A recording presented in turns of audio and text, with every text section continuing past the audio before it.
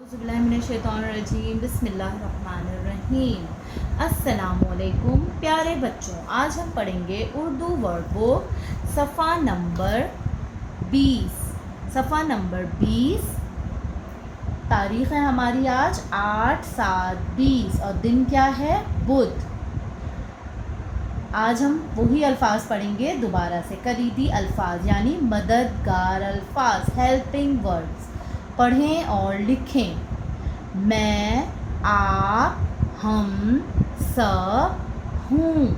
ये सारे अल्फाज हमें कहाँ काम आते हैं? जुमले बनाने में। ठीक है, जैसे यहाँ पे जुमले बने हुए हैं, मैं लड़का हूँ। ये क्या पिक्चर में बनी हुई है? लड़की। मैं लड़की हूँ। हम सब के पास किताब है।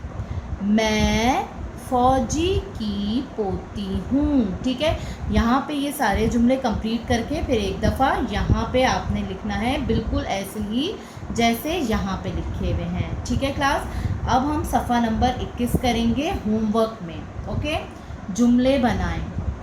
लड़का, लड़के का जुमला बनाएंगे, कोई भी अच्छा सा प्यारा सा। लड़की, फौजी, इन 3 हुरूफ का जुमले बनाएंगे यहाँ पे। ठीक है, तस्वीर के नाम बूझें और लिखें। इन तस्वीरों के नाम बताएं और यहाँ पे नाम उनके लिखने भी हैं। ठीक है प्यारे बच्चों, हम सब पाकिस्तानी हैं।